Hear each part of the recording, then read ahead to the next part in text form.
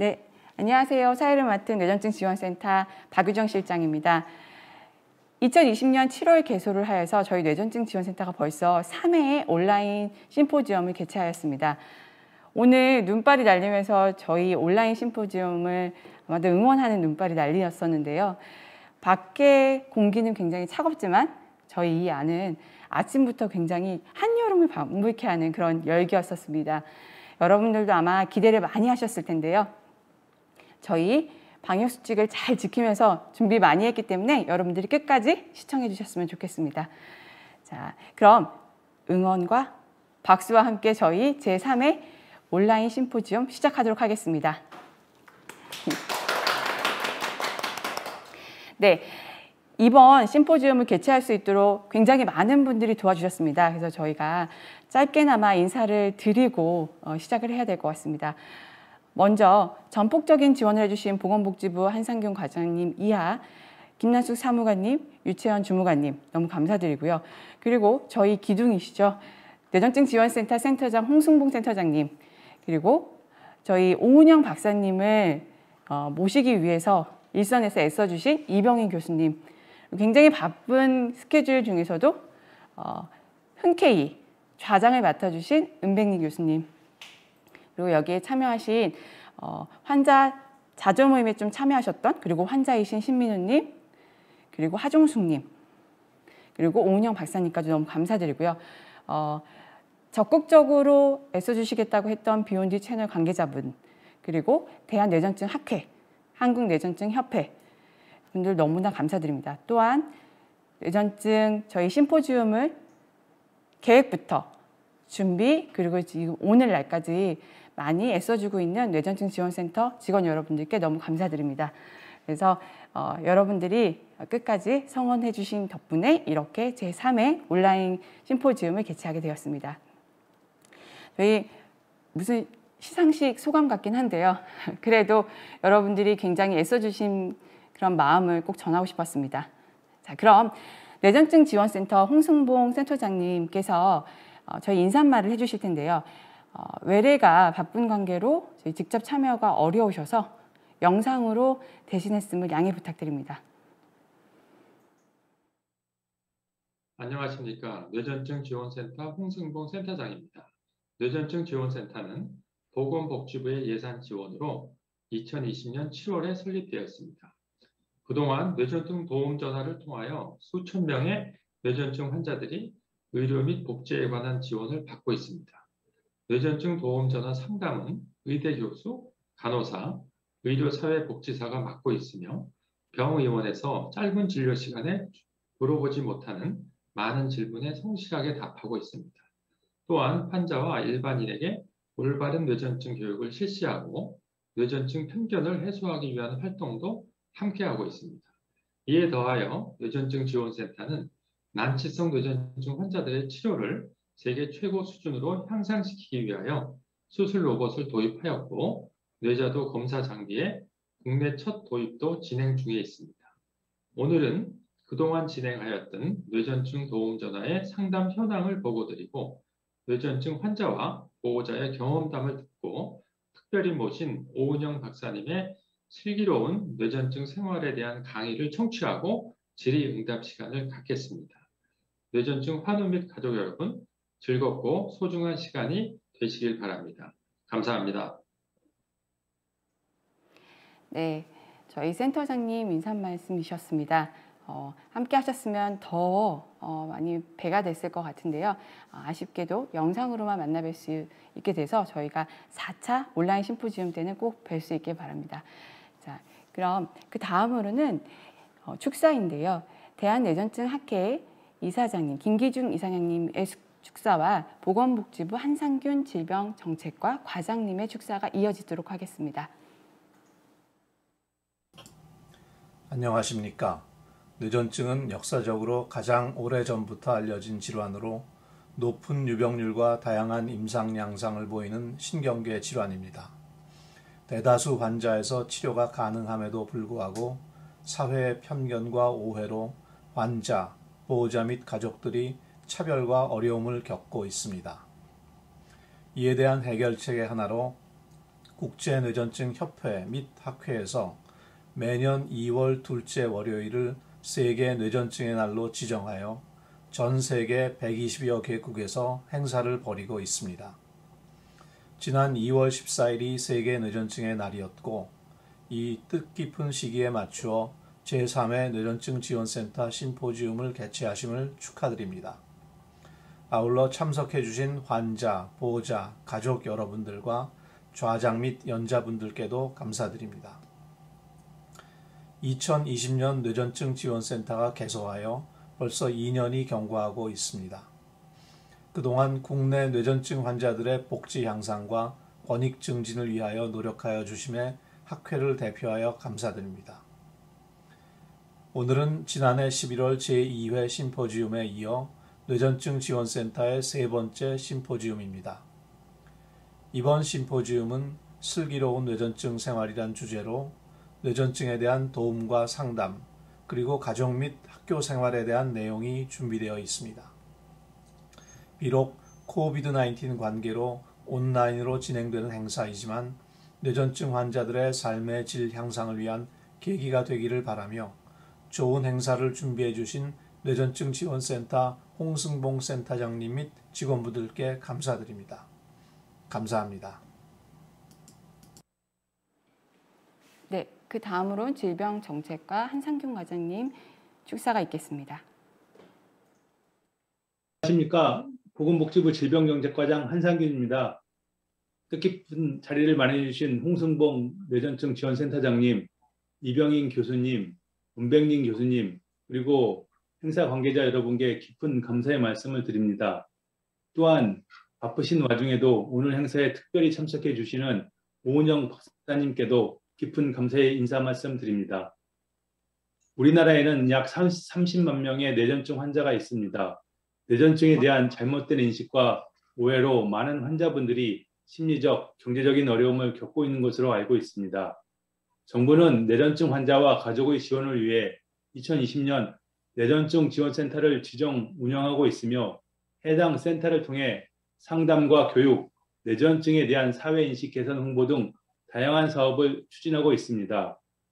난치성 뇌전증 치료를 위해 작년 4월에는 우리나라 처음으로 노자 수술 로봇을 도입하였고 올해에는 정밀 진단 장비인 뇌자도를 도입하여 뇌전증 치료에 큰 도움이 될 것으로 기대하고 있습니다. 오늘 심포지엄에는 뇌전증 환우와 보호자분께서 직접 참석하시어 일상생활에서 겪는 어려움에 대해 말씀해 주신다 들었습니다.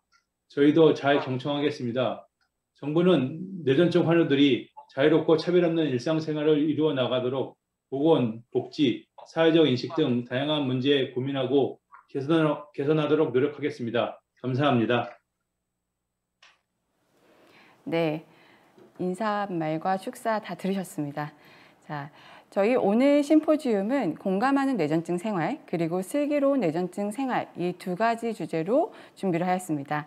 자, 그럼 제1세션 공감하는 뇌전증 생활에 대해서 좌장을 맡아주실 고대 구로 소아청소년과 은백린 교수님을 모시도록 하겠습니다. 박수로 맞춰주시기 바랍니다. 네, 은백린 교수님 마이크 넘기겠습니다. 네.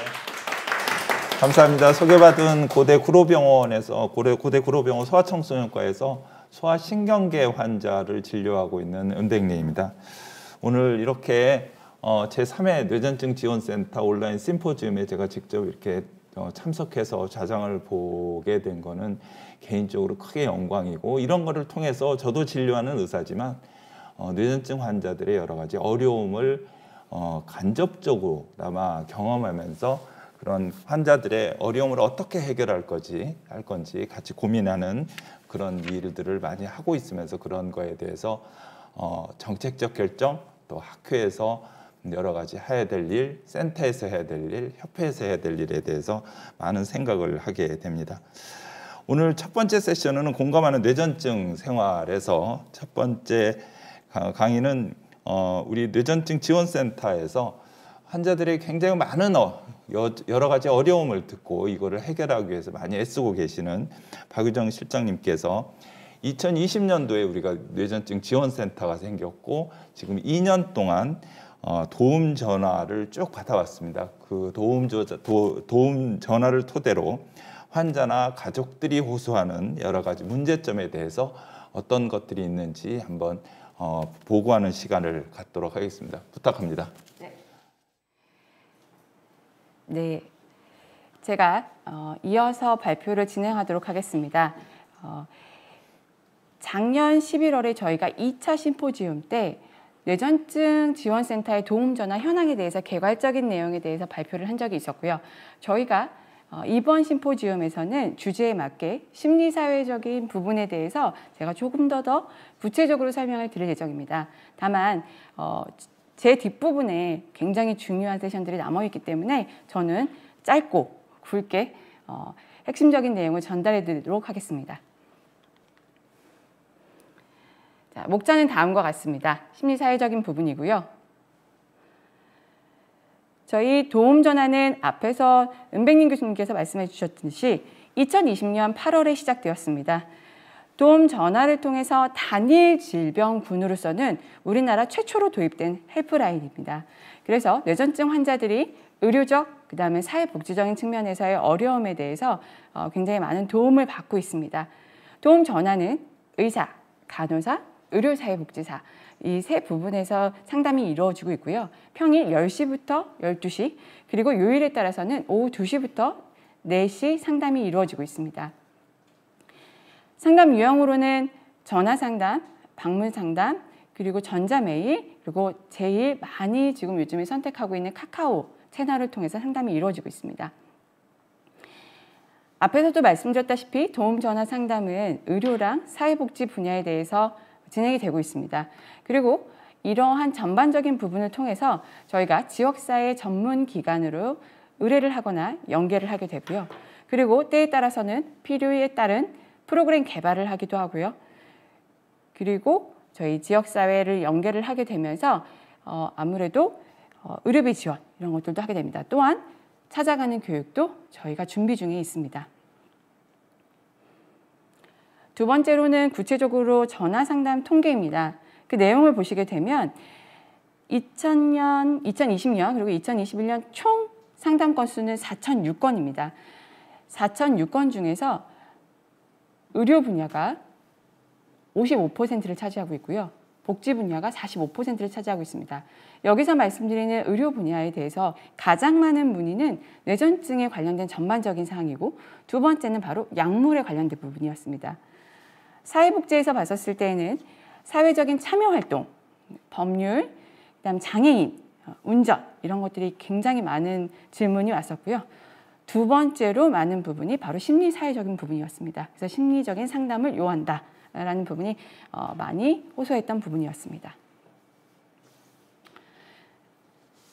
유형에서 봤었을 때에는 전화 상담이 월등히 많습니다. 그래서 앞에서 보시는 811건은 2020년 건수이고요. 2021 건수는 2,536건입니다. 그래서 무려 213% 증가가 됐고요.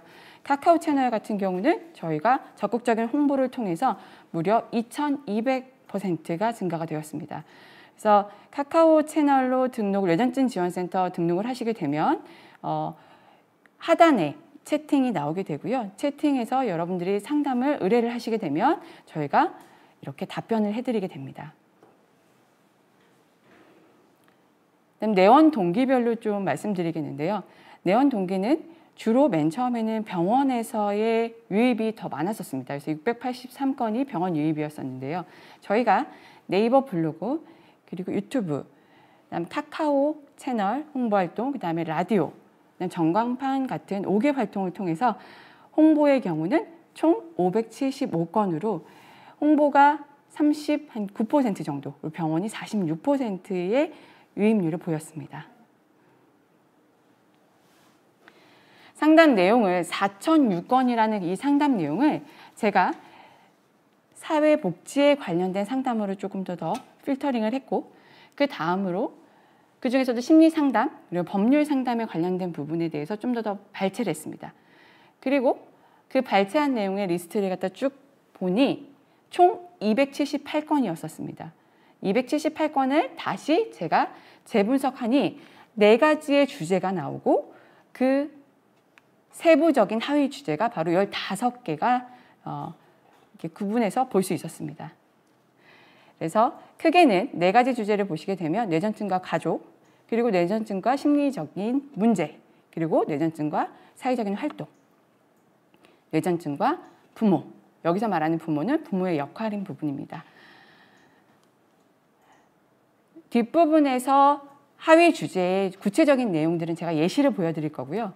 하위 주제에서 나온 여러 가지 단어들, 호소했던 여러 가지 어려움의 단어들 중에서 400 단어를 추려서 워드 클라우드를 제가 작성해 봤습니다. 그랬더니 옆에서 보시면 아시겠지만 갈등, 어려움, 걱정, 불안, 위축, 발작, 우울, 가족, 스트레스, 그리고 미래, 이러한 단어들이 나왔습니다.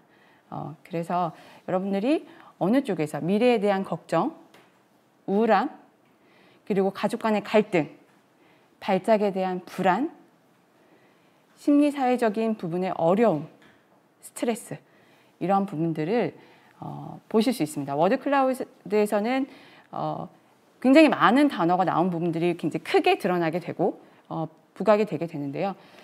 그래서 보시게 되면은 우리 환자와 가족분들이 어느 부분에서 힘들어하는구나 라는 것을 아실 수가 있을 것 같습니다.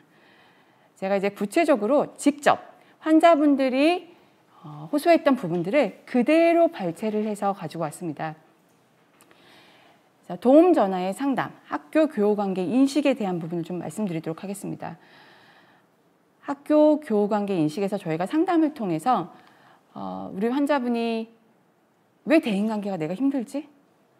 나는 왜 이렇게 사회생활 하고 싶은데 힘들지? 라고 했었는데 상담을 통해서 내가 고등학교 때 친구들한테 상처를 받았던 게 너무나 큰 트라우마였구나. 그래서 내가 그렇게 사람들 속에서 있는 거를 힘들어하는구나. 이걸 상담을 통해서 알게 되었고, 그래서 극복하는 방법에 대해서 굉장히 오랜 시간 저랑 상담을 했었습니다. 그리고 어떤 환자분은 다른 사람들의 시선이나 반응 때문에 스트레스를 많이 받고 있다라고 해서 그러면 스트레스를 어떻게 극복을 하지? 이런 부분들을 저희랑 또 찾아보게 되었었고요. 또 가족 내 갈등에서는 가족들이 하는 말들이 내가 죄가 많다라고 생각한다 라는 거, 그래서 내가 자꾸 위축이 되는 거, 이런 부분들에 대한 거, 그래서 그것을 극복하려고 하는 부분들에 저희가 상담을 했었고, 형에게도 짐이 되는 것 같다. 그리고 가장 사랑하는 사람들이 가족이지만 나에게 있어서 가장 두려운 존재도 가족이다 라고 했던 부분들, 그리고 전부 다 내 탓이다 라고 하는 이런 위축되어 있는 모습, 자신감 결여된 모습들에 대해서 저희랑 굉장히 오랜 시간 동안 상담을 진행했습니다. 또 직장 생활과 구직 부분인데요. 사람들이 다 있는 데에서 직장 상사가 굉장히 불합리하게 대우를 하게 되고, 그래서 굉장히 내가 위축이 되고, 또 그 안에서 직장 생활에서 발작을 하면 어떻게 하지? 이러한 불안감 속에서 늘 매일매일 살아가게 되고, 겉으로는 숨으면 안 된다는 걸 알지만 내가 자꾸 숨게 되는 자기 모습을 보면서 괴로워하고, 이런 부분들에서 지속적인 상담을 진행했습니다. 그리고 굉장히 많은 젊은 환자분들이 호소하는 부분은 일을 할 수 있는데 기회를 주지 않는다. 어떻게 하면 좋냐. 그래서 저희도 이 방법에 대해서 굉장히 고민을 하고 있고, 올해부터는 아마도 취직을 위한 그런 교육도 저희가 준비 중에 있습니다. 자, 그럼 보호자들은 어떻게 생각하느냐. 보호자들은 제가 입사를 해서 제일 먼저 받았던 보호자의 그 상담 내용 중에 하나였는데요. 행동장애가 있을 때 내가 어떻게 대해야 될지 모르겠다. 그리고 우리 딸이 죽을 수도 있을 것 같은 두려움이 든다. 우리 자녀가 사회생활을 좀 더 했으면 좋겠고, 내가 없어도 잘 사회생활을 헤쳐나갈 수 있었으면 좋겠다. 그래서 내가 없었을 때를 걱정하고, 그로 인해서 미래에 대해서 계획을 하려고 하는, 또는 아이가 어릴 때에는 어떻게 설명을 해야 될지 모르겠다. 그러한 답답함도 호소를 하셨습니다.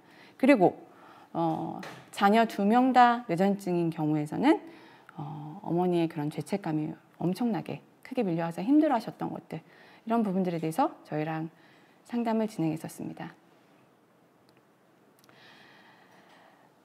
앞에서 말씀드린 상담의 내용, 그리고 저희가 이제 그 다음에 어떻게 진행되는지를 케이스 바이 케이스로 말씀드리면 참 좋겠지만 이건 시간 관계상 제가 다 말씀드릴 수가 없고 저희가 또 기회가 되면 말씀드릴 거고요. 그래서 앞에서 잠깐 말씀드렸던 저희의 심리사회적인 부분의 상담 부분들이 그 뒤에 어떻게 연결이 되는지를 좀 보여드리도록 하겠습니다.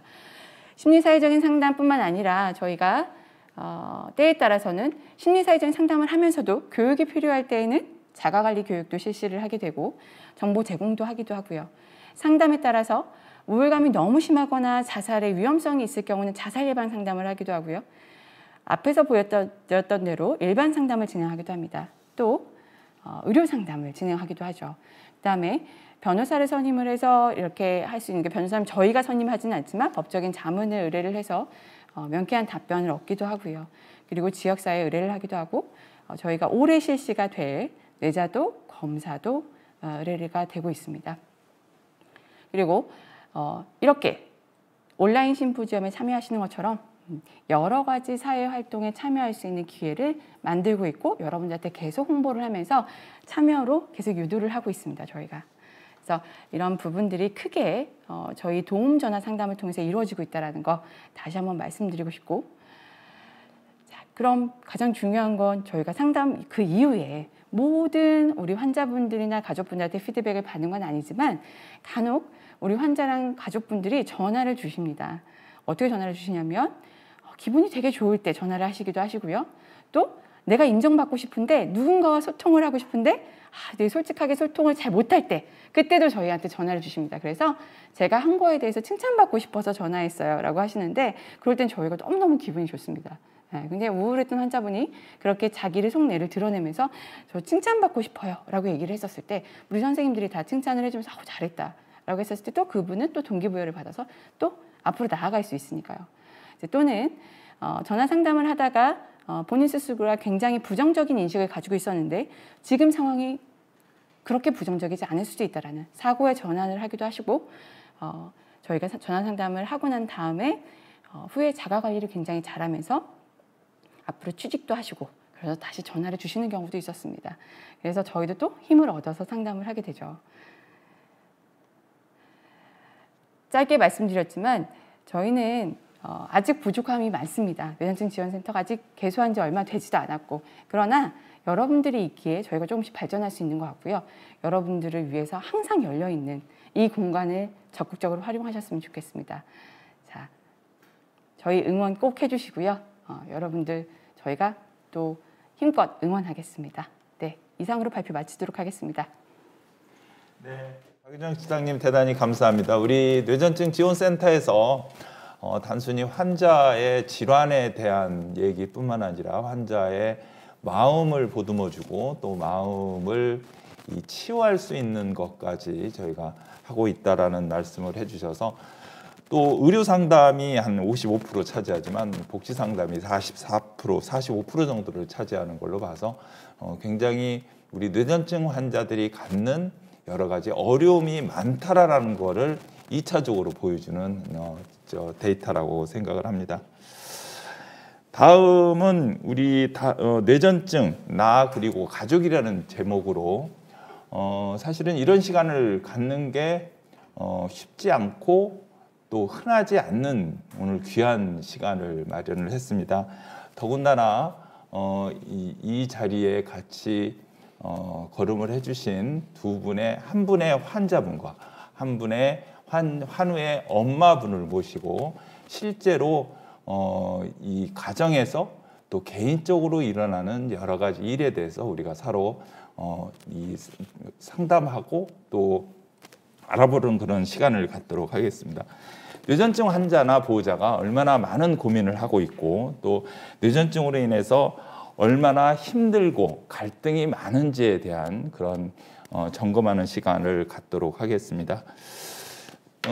여기에 많은 분들이 온라인으로 참석을 해주셔서 제가 의사 입장에서 뇌전증이 뭔지에 대해서 간단하게 먼저 소개를 드리도록 하겠습니다.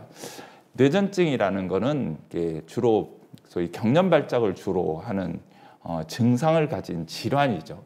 그럼 발작이라는 게 뭐냐? 발작이라는 거는 우리가 그러니까 이 경련 발작이라는 거는 증상입니다. 발작이라는 것은 우리 뇌에 수천억 개의 뇌세포가 서로 전기적인 화학적인 신호를 주거니 받거니 하면서 제가 이렇게 말씀도 드리고 손짓 발짓 할 수 있는 그런 정상적인 생활을 할 수 있는데, 이 어디선가 일시적으로 합선이 되면 일시적으로 우리가 뜻하지 않았던 여러 가지 증상들을 발현하는 게 발작이 되는 겁니다. 거기에 경련이라는 것은 운동계 증상을 같이 동반하는 발작을 얘기합니다. 다시 말해서 경련성 발작과 비경련성 발작으로 우리가 나눌 수 있습니다. 경련 발작이라는 것은 예를 들어서 아이들 같은 경우에는 보통 6개월에서 5세 사이 아이들 중에 한 2 내지 5% 정도 발열이 있으면서 경련 발작을 하는 친구들이 있습니다. 그거는 뇌전증이 아닙니다. 열성 경련이라고 해서 사실은 체질적으로 타고나고 한 5, 60% 정도는 이 집안에 내려오는 병력이 있는 경우가 있어서 완전한 유전병은 아니지만 유전적인 성향이 있는 체질이라고 얘기할 수 있고, 대부분은 만 5, 6세가 지나가면 저절로 없어지는 경우도 있습니다. 예를 들어서 교통사고가 나서 머리를 다쳐도 경련 발작을 할 수 있고, 뇌염이나 뇌수막염 같은 것들이 와서 뇌에 염증이 있어도 경련 발작을 할 수 있고, 뇌는 아무 문제가 없는데 제 몸에 있는 당분이나 소금기나 칼슘이나 마그네슘 같은 전해질이 낮아지는 경우에도 경련 발작을 할 수 있습니다. 쉽게 말해서 우리가 세상에 기침병이라는 걸 없죠. 감기 때도 기침이 오고, 폐렴 때도 기침이 오고, 기관지염 때, 천식 때 병이 없이 물 먹다가 살에 걸려도 기침이라는 증상이 있듯이, 기침병이라는 건 없고 폐렴이라는 병 때문에, 천식이라는 병 때문에 기침이라는 증상을 가져올 수 있듯이, 이 경련 발작도 여러 가지 원인 때문에 오는 거고, 이게 아무런 이유 없이, 열이 없이, 뇌 손상이나 뇌 염증이 없이 반복적으로 경련 발작의 증상을 가질 때 우리가 뇌전증이라고 진단을 하게 됩니다. 사실은 뇌전증은 굉장히 많은 질환입니다. 전 세계적으로 한 1000명당 보통 5 내지 10명 정도의 인구 1000명당 5 내지 10명 정도의 환자가 있기 때문에 우리나라 전체 데이터를 봐도 대략 한 35만 내지 40만 정도의 환자가 있을 거라고 우리가 추측하고 추정할 수 있고요. 사실은 이 뇌전증이라는 게 많은 사람들이 유전병 이렇게 치부하는 경향이 있지만, 사실은 한 가지 질환이 아닙니다. 굉장히 많은 원인 때문에 오는 단일 질환이 아니기 때문에, 사실은 뇌전증을 관리하고 뇌전증을 치료하는 저희 의사들 입장에서도 굉장히 어려운 면이 많습니다. 어떤 뇌전증은 실제로 약물 치료 없이 생활만 잘 관리해도 완전히 완치되는 질환도 있을 거고, 어떤 뇌전증, 특히 어떤 증후군이라고 붙어진 무슨 저희가 소아신경과에서 많이 보는 레노스 게스토 증후군이라든지 드라베 증후군, 영아윤추구의 증상을 가지는 웨스트 증후군, 이런 증후군을 가진 경우에는 아이들의 경련 발작이 잘 조절이 않는 경우도 있고, 최근 들어서는 유전적인 진단이 있으면서 이 엄마 아빠한테서 받지 않고 돌연변이에 의해서 생기는 그런 뇌전증이 유전적인 원인의 뇌전증도 많이 발견이 되고 있습니다. 이런 뇌전증이라는 게 앞서 말씀드린 것 같이 비균질적으로 일정하지 않은 하나의 질환이 않고 굉장히 많은 원인 때문에 경련 발작을 가져오는 질환이기 때문에 치료도 다양하게 하게 되죠. 하지만 모든 환자가 다 좋은 건 아니고, 간혹은 약물 난치성 뇌전증이라는 게 있는데, 전체 뇌전증의 한 10 내지 30% 정도 차지해서 우리나라도 약 10만 명 정도는 난치성 뇌전증을 갖고 있다라고 저희가 판단을 하고 있습니다. 그리고 이 뇌전증에 대해서 큰 문제점 중에 하나가 뇌전증이 갖는 질환, 그러니까 질환 자체에 대한 편견입니다. 이런 편견을 없애기 위해서 저희 뇌전증 지원센터를 포함해서 뇌전증 학회, 뇌전증 협회 이런 데서 굉장히 많은 편견을 없애기 위한 노력을 하고 있습니다.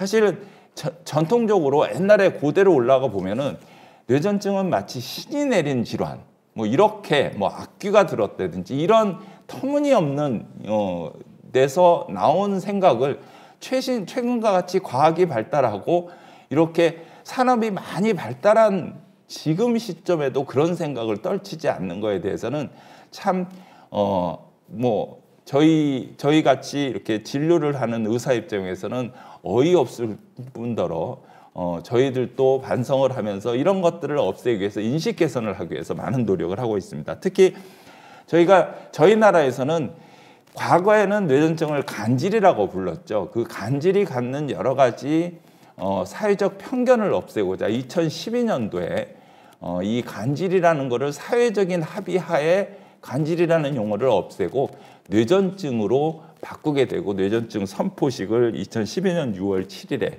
갖게 되었습니다. 또한 뇌전증 바로 알기와 인식 개선, 또 뇌전증 환우의 권익 신장을 위해서 우리 이런 뇌전증 지원센터뿐만 아니라 2015년도부터 2월 둘째 주 월요일을 세계 뇌전증의 날로 국제 뇌전증 협회라는 데하고 국제 뇌전증 퇴치 연맹이라는 데에서 제정을 해서 기념일로 지내고 있고 저희 나라에서도 2017년도부터 대개 한 140여 개국, 세계 140여 개국에서 이 세계 뇌전증의 날로 지정해서 기념을 하고 있고 지난주가 바로 지난주 월요일이 뇌전증의 날이었습니다. 그래서 여러 행사를 갖는 입장에서 저희들도 뇌전증 지원센터에서 이런 뇌전증을 제대로 알고 뇌전증에 대한 나쁜 인식을 올바로 개선하고 또 뇌전증 환우들이 갖는 여러 가지 어려운 점을 어떻게 해결해 줄 건지 많은 고민을 하고 있습니다. 특히 우리 홍승봉 뇌전증 지원센터장님께서는 여러분들과 함께 학회 또 협회와 함께 뇌전증 지원법에 대해서도 국가적인 어떤 제도적인 그 틀 안에서 지원을 하기 위한 법 제정을 위해서도 많은 노력을 하고 계십니다. 그러면 우리 두 분께서 큰 용기를 내셔서 이렇게 우리하고 같이 함께 해주셔서 다시 한번 우리 뇌전증 지원센터와 뇌전증을 관리하고 있는 많은 의사들을 대별해서 감사의 말씀을 드리도록 하겠습니다. 두 분 귀한 분들 두 분을 모셨고요. 먼저 각자 개인 소개를 잠깐 부탁드리도록 하겠습니다. 가까이 있으신 심 선생님부터 부탁드립니다. 안녕하십니까. 저는 뇌전증 지원센터의 자주모임 임원 심민후입니다. 반갑습니다. 네, 반갑습니다. 네, 그다음에 우리 하 선생님. 네, 안녕하세요. 저는 그 뇌전증을 앓고 있는 13살 아들을 키우고 있는 하종순입니다. 네, 사실은 이 자리에 굉장히 나오시기 힘드신 부분도 있겠지만 이제는 이런 여기에 나오신 분들과 같이 뇌전증에 대해서 감출 이유가 저는 전혀 없다라고 생각을 합니다. 사실은 저도 얼마 전에 한 2달 전부터 고혈압 약을 먹고 있거든요. 고혈압 약을 먹는다고 해서 어디 가서 제가 주저하거나 뭐 질환이 있는 거에서 자랑할 필요는 없지만 제가 주저하거나 전혀 그러지 않거든요. 어떻게 보면은 소아에서는 저는 그 성인을 보는 의사가 아니라서 소아에서는 뇌전증 환자가 소아 고혈압보다도 훨씬 더 완치율이 높은 질환이거든요. 하지만 일부 환자들이 앞서 말씀드린 같이 약물난치성 뇌전증이 있으면 간혹은 수술도 고려를 해야 되고 또 수술이 안 되는 경우에는 무슨 케톤식이요법이라든지 미주신경 자극술이라든지 혹은 또 뭐 요즘에는 또 과학이 발전하면서 약들도 굉장히 많이 나오고 있고 다행히 2021년 4월경부터는 우리가 대마 오일도 난치성 뇌전증 우리나라에서는 이제 대마 오일인 경우에는 레녹스 가스도 증후군하고 드라벳 증후군만 쓰게끔 현재는 돼 있긴 합니다. 그래서 그런 것들도 저희가 뇌전증 학회나 협회나 뇌전증 지원센터에서 조금은 어려운 치료가 잘 안 되는 난치성 뇌전증에 조금 더 넓게 쓰기 위해서 많은 노력을 현재 하고 있긴 합니다. 자, 그러면 먼저 지금 우리 신민우 하느님께서는 지금 대학도 졸업하시고 예. 또 환자이시지만 대학도 졸업하시고 지금 이제 직장도 잡으셔서 더군다나 이 본인이 그동안 쭉 어렸을 때부터 겪었던, 제가 듣기로는 거의 30년 정도의 그 질환을 앓고 있으면서 많은 고민도 하셨고 또 뭐 어렸을 때뿐만 아니라 사춘기도 지나갔고 지금은 성인으로서 여러 가지 어려운 점이 있었을 텐데, 그런 본인이 지냈던 거를 간략하게 얘기하고 그동안에 조금 어려웠던 점에 대해서 우리 같이 논의를 하면 어떨까요? 예. 공감하겠습니다. 네. 저는 이 뇌전증을 앓고 있었던 지 한 약 30년이 됐습니다. 바로 이제는 뇌전증을 앓게 된 이유는 바로 제가 어느 바다에 갔는데 이제 파도를 보고선 깜짝 놀란 것이었습니다. 그 이후로 제가 이 뇌전증을 앓고 학생 시절 또한 사회, 가정 여러 이 복지 분야에서 특히 제일 많이 어려웠던 것은 바로 학생 시절 때는 학교 생활이 제일 어렵고, 또한 한편으로는 이 사회생활에서는 아까 박유정 실장님께서 말씀하셨듯이 직장 생활 구하기가 제일 힘들고, 직장 생활을 구하기 힘드니 또한 또래 친구들과 어울리기도 진짜 힘들고, 한편으로는 가정에서도 마찬가지로 이 사회생활, 학교 생활을 정확히 하지를 못하니 가정에서 이제 또한 따돌림 또한 당하는 것처럼 얼마나 마음이 답답하고 우울한지 저도 진짜 이 심리를 모르겠습니다. 하지만 진짜 바로 제가 이 앓고 있던 뇌전증 장애는 바로 이유가 바로 스트레스였습니다. 제가 생각하기로는 처음 이 앓고 있던 원인이 바로 이 파도 보고선 깜짝 놀란 거라 해가지고 저는 어떤 것이 나의 이 질병의 원인이었을까 계속 돌이켜서 생각해보고 생각해봐도 답은 알지는 못하였습니다. 하지만 이 뇌전증 질병 하나로 인하여 학생 시절, 사회, 직장, 가정 이 모든 복지 분야에서 바로 스트레스를 심하게 이제 받으면서 또한 저의 단점이 조금 예민하고 좀 그런 점이 그 단점의 유형에서 바로 이제는 이 뇌전증을 심하게 앓고였던 것입니다. 그래서 생각을 해보면은 이 세상 사람들께서 사회 생활을 하시면서 또한 이 스트레스 받으시지 않으시는 분은 없으시겠죠? 그런데 이 스트레스를 제가 너무 이제 민감하게 생각하고 또한 이 질병으로 어려운 생활을 하다 보니 저도 못 모르게 일단 다 이제는 스트레스를 너무 민감하게 생각한 것이었죠. 네. 그래서 특히 이제는 학생 시절 때는 바로 이제 따돌림을 또한 당하고 사회 또한 직장에서는 제가 이 뇌전증으로 앓고 있다는 것을 사람들이 아시는 상황에서는 저를 사람으로 생각을 안 하셨다는 것. 또한 가정에서는 바로 제가 아프고 싶어서 아픈 것은 아닌데 그것을 잘 이해 못 해주신 바로 저희 부모님 중에서 한 분이 바로 딱 그러셔서 저도 진짜 마음이 심리가 곤란했죠. 특히 저희 어머니께서 제일 걱정하셨던 부분은 아버지와의 갈등이었는데 아버지께서는 이해 못 하시고 또 저로서는 자녀인 저로서는 계속 얼마나 앓고 있는 이 마음이 심리가 곤란할까 이런 걱정을 하시는 어머니의 생각을 해보면 저도 모르게 진짜 마음이 울컥한 경우가 많았죠. 그래서 어머니께서는 아버지 편을 드실 수도 없고 또한 자녀인 저를 버리실 수도 없고 책임을 진짜 못 지겠다고 하셨었죠. 하지만 제가 그런 것으로 인하여 아버지께서 저의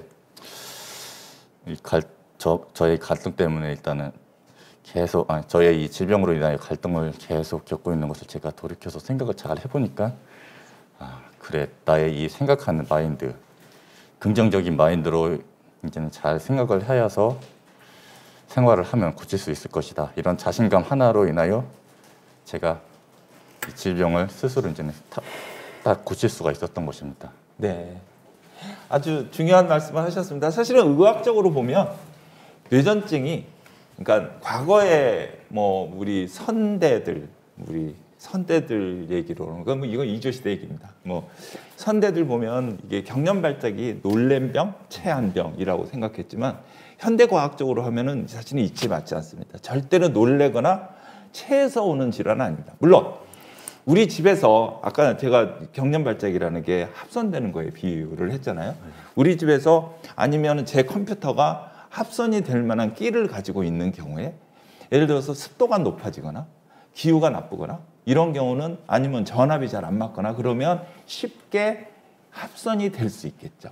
그러니까 제가 경련할 수 있는 그런 체질을 가지고 있고 질환을 가지고 있는 경우에 무슨 심리적인 스트레스, 그다음에 발열, 잠을 못 주무신다든지 뭐 이런 여러 가지 원인 때문에 그게 쉽게 증상으로 표출될 수는 있습니다. 그리고 앞서 말씀드린 것 같이 사실은 뇌전증 환자도 저도 뭐 이게 특히 청소년기 아이들 환자 볼 때는 굉장히 예민한 나이지 않습니까? 예민한 나이일 때면은 과연 내가 왜 이 약을 이렇게 먹어야 되는지 사실은 뭐 대부분의 약들이 한 2번 정도 일반적으로 약을 복용을 하게 되는데 아침 저녁으로 남들은 내 친구들은 먹지 않는 약을 계속해서 먹고 있다라는 자체 그 자체가 아이들한테는 심리적으로 불안하고 어디 또 요즘에는 코로나라서 뭐 멀리 가지 못하지만은 학교에서 뭐 그 체험학습이라고 해서 어디 뭐 1박 2일 어디 가기도 하고 그럴 때 보면은 약들을 가지고 가서 먹을 때 아이들한테 이 약 먹는 거에 대해서 조금 조심스러운 그런 면도 얘기를 하고 합니다만은 사실은 저는 개인적으로 그런 우리 그 환자들이나 우리 보호자들을 만났을 때는 이 병에 대해서 이게 옛날에 서두에 말씀드린 것 같이 과거에 우리 그 히포크라테스 시절에 신이 내린 질환이나 이런 것들은 절대로 아니다. 치유가 가능한 거다. 그다음에 요즘에는 과학이 발달하고 하면서 새로운 신약도 많이 나와서 우리나라에도 제가 실제로 1990년을 기준으로 했을 때 그 이전에는 약이 그렇게 많지는 않았지만 그 이후에는 약들이 개발이 많이 됐고 우리나라에서는 외국에서 개발된 약이라도 적극적으로 저희가 갖다가 지금 현재 쓰고 있기 때문에 많은 환자들이 경련을 조절을 하고 있죠. 물론 이게 뇌전증의 치료의 궁극적인 목적이라고 하는 거는 이상적인 치료 목적이라고 하는 거는 심각한 부작용이 없이 경련 발작을 완벽하게 조절을 해주는 거가 맞습니다. 우리가 항뇌전증 약이라기보다는 우리가 지금 먹고 있는 약은 항뇌전증 약은 뇌전증을 치료. 예를 들어서 항생제는 균을 죽여서 우리가 회복을 하잖아요. 하지만 항뇌전증 약은 항경련제라고 불리는 이유가 뇌전증 그 자체를 치료하는 것보다는 오랫동안 경련 발작을 안 하게 함으로써 뇌 안에서 발작하는 성향을 잊어버리게끔 만든다라고 이해를 하시면 쉬울 것 같아요. 그래서 최소한 뭐 2년, 3년 이상 약을 먹읍시다라는 복용을 합시다라는 얘기를 하게 되지 않습니까? 그런 과정에서 지금 우리 환우께서 얘기하신 것 같이 심리적인 갈등이라든지 이런 것 자체가 심리적 갈등을 갖다 보면은 잠도 못 주무시고 그러다 보면은 이 수면 박탈, 그러니까 수면을 잘 제대로 못하는 게 증상을 유발하는 게 굉장히 큰 역할을 하거든요. 그래서 지금 우리 이런 시간을 갖는 것도 이런 잘못된 쓸데없이 불안 심리, 쓸데없는 걱정 이런 것들을 최소화하자라는 의미에서 지금 이런 귀한 분들을 모시고 우리가 서로 이렇게 터놓고 얘기할 수 있는 시간을 가질 수 있다라고 생각을 하는 겁니다. 네. 우리 그래 두 번째 우리 하정숙님께서는 아이들이 지금 아들께서 뇌전증이라고 하셨는데 네. 아들 얘기를 잠깐 좀 해주시면서 지금 아들을 키우시면서 그동안 겪었던 여러 가지 어려운 점에 대해서 잠깐 우리 공유해 주시면 좋겠습니다. 예. 저희 가족 같은 경우는 이제 아이가 한 5세 때부터 이제 경련이 시작이 됐었고요. 몇 살 때? 5세 정도. 5세 때. 예. 네. 근데 그때는 뭐 아이가 뭐 이렇게 뭐 주의 집중이 안 되거나 이런 게 없고 모든 발달이나 이런 것들이 다 빨랐습니다. 뭐 학습적인 부분도 그렇고 뭐 여러 가지 이렇게 그 나이 또래에 맞는 뭐 이런 것들이 다 굉장히 빨라서 그냥 그 병원에 가서 약물로도 처음 초반에는 그 잘 조절이 됐었습니다. 근데 제일 이제 힘들었던 부분이 뭐냐면 아이가 이제 초등학교를 들어가기 시작하면서부터였었던 것 같아요. 1학년 때부터 이제 놀림이나 이런 것들이 좀 시작이 됐고요. 뭐 학습적인 부분이나 이런 부분에서 뭐 못 따라가거나 이런 건 없이 워낙 선행 학습이 될 정도로 굉장히 좀 똑똑하고 제 이제 부모의 입장에서 봤을 때는 그랬었는데 이제 아이들의 놀림이라든가 이제 이런 것들이 이제 시작이 됐었고요. 이제 실제로 학폭까지 예, 집단 폭행까지 예, 있게 되면서 이제 2학년 때 초등학교 2학년 때 이제 집단 폭행까지 이제 일어나게 됐고 그게 이제 저희 가족 입장에서는 굉장히 큰 상처로 지금도 남아 있고요. 그렇게 되면서 아이가 주의 집중을 못하고 정서적으로 이제 불안정한 이제 아까 우리 교수님 말씀하셨던 것처럼 뭐 그 외상후 스트레스 이제 그런 것들이 좀 나왔어요. 검사 결과. 그러면서 아이가 이제 그 ADHD까지 유아기 때는 전혀 그런 어떤 뭐 산만함이나 이런 걸 전혀 저희가 이렇게 예상하지 못할 정도로 정말 너무너무 순한 아이였는데 이제 아이들의 학교 생활에 있어서 이제 괴롭힘이 있게 되면서 또래들하고 전혀 어울림이 이게 상호교환, 그러니까 상호작용이죠. 그런 것들이 전혀 안 됐었고요. 이제 겉돌기 시작한다라고 얘기를 들었고, 그리고 이제 그 3학년 때쯤 됐을 때 이제 심리 상담이죠. 그런 것들을 이제 저도 하고 아이도 했는데, 그러는 과정 속에도 나아지지 않았어요. 그러면서 아이가 그 경련도 이제는 약물로도 잘 조절이 되지 않은 상황까지 왔었고요. 그리고 최근에도 더 큰 또 집단 폭행을 당하게 되면서 네, 저도 지금 굉장히 이제 아이가 그 뒤로 학교도 거의 못 가는 상황이 되었습니다. 그래갖고 점점 지금 또래들과의 관계나 이런 것들은 학교 생활을 하면서 아이들하고 서로 부딪혀가면서 좋아진다고 생각하는데 전혀 뭐 아이들하고 이제 거의 부정적인 그런 피드백만 받다 보니까 아이가 자존감도 굉장히 떨어져 있고 그리고 우울함도 네, 호소하고 그랬고요. 그리고 저는 사실 아이한테 아이가 어떤 약을 먹고 있는지 아직 어렸기 때문에 구체적으로 아이한테 얘기는 안 했습니다. 안 했는데 그냥 머리 매일 아프다고 하니까 머리에 좋아지는 영양제다라고 설명을 지금도 아이는 그렇게 알고 있고요. 네네. 그런데 이제 그 집단 폭행을 당한 뒤로 이제 학교를 못 보내고 있는 상황이에요. 그래서 가정학습으로 돌리고 이런 상황인데 가장 어려운 부분은 아이가 지금 초등학교도 졸업하지 않은 상황 속에서 네. 학교 교사 선생님이나 일반 교사 선생님이나 다른 이제 어른들에게까지 이제 거부를 당했다라고 생각을 해요. 아이는요. 네. 그리고 뭐 수차례 전학의 권유를 받기도 했고요. 네. 그리고 늘 매일 일반 담임 선생님이 아닌 교장 선생님, 교감 선생님의 전화를 받게 되고 그렇게 되면서 저도 또한 그 불안함이라 그러죠. 학교에서 자꾸 전화가 오고 네. 아이가 수차례 빈 교실에 격리도 당하고요.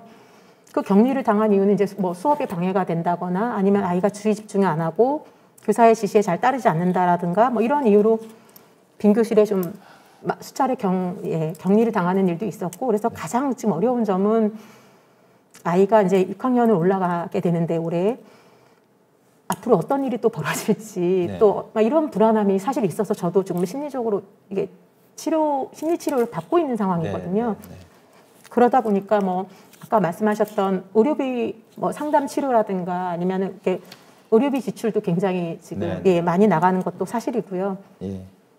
또 학교에서 이제 그런 일을 겪다 보니까 제가 이제 전학을 올해 가게 됐는데 이제 계속 특수교육과 관련된 이런 권유도 많이 받았습니다. 학교에서. 왜냐하면 일반 교육에서의 교육이 어렵다.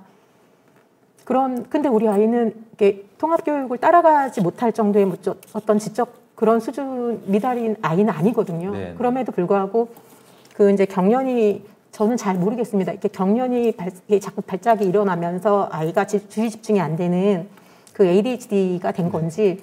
근데 현재로서는 지금 의사 선생님들도 하시는 말씀이 경련을 잡는 게 우선인데 경련이 지금 잡지 못하고 있는 상황이고 ADHD적인 것도 치료를 해야 되는데 아이 몸무게에 맞는 치료 그 약을 제대로 쓸 수도 없는 상황인 게 경련이 먼저인데 경련을 잡으려고 하니까 또 ADHD적인 부분도 안 되고 막 이게 좀 굉장히 좀 복합적인 아이라 어려움이 많다라는 말을 많이 들었고요. 예.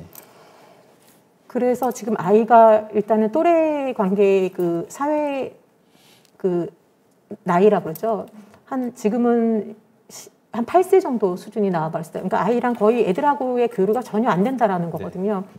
그래서 무엇보다 저는 아이가 행복하게 학교 생활하는 걸 원하는데 여러 가지 이제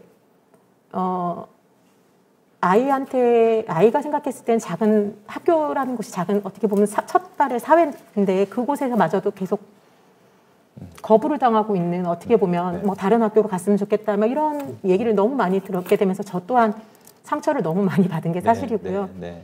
그래서 지금 사실은 어떤 그 특수교육과 관련된 그 기준에는 안 맞는 아이라고 했지만 적어도 그래도 어떤 폭력이나 어떤 차별이나 이런 거로부터는 조금 아이가 보호가 되지 않을까 싶어서 실제로 저는 그 교육지원청에 찾아가서 그렇게 좀 해달라고 얘기를 했고요. 그래서 최근에 그렇게 한번 해보자라는 그런 결과까지 지금 받았는데 아이가 아직 초등학교도 졸업하지 않은 상황 속에서 이런 어떤 여러 가지 다양한 어려움이나 차별이나 이런 것들을 저도 이제 옆에서 보게 되면서 너무 좀 가슴 아픈 게 사실이고요. 앞으로 또 어떤 일이 벌어질지 굉장히 불안한 것도 사실이고 그렇게 되면서 아이 아빠랑 저랑 이렇게 직장 생활하면서도 일상생활에서도 거의 학교에서 또 무슨 전화가 오진 않을까 그런 불안함이 좀 있었고 실제로는 아이를 가정학습으로 돌리면서 학교를 안 가니까 차라리 마음은 편하다 막 이럴 정도로 좀 굉장히 저희 가족이 지금 어려움을 지금 현재 계속 겪고 있는 것 같아요. 네. 아이고 정말로 뭐 잠깐이긴 하지만 어렸을 때부터 지금 우리 아이와 관련해서 엄마가 또 가정이 겪었던 여러 가지 어려움이 얼마나 어려웠던지를 아마 여기 모이신 모든 분들은 쉽게 이해를 하실 수 있을 것 같습니다. 사실은 뭐 오세경에 경련 발작이 시작됐고 지금도 약을 조정해 가고 있는 그런 입장이기 때문에 뇌전증이라는 게 앞서 말씀드린 것같이 뇌 안에서 벌어지는 이 합선이기 때문에 사실은 저희들도 무조건 뭐 병원에 가면은 약만 준다라고 이제 생각하시는 분들도 있는데 어떻게 하면 약을 안 쓸까 고민을 합니다.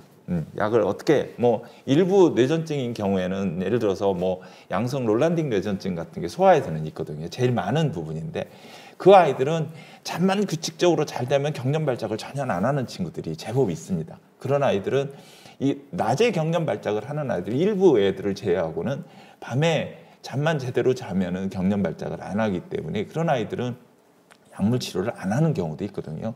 이게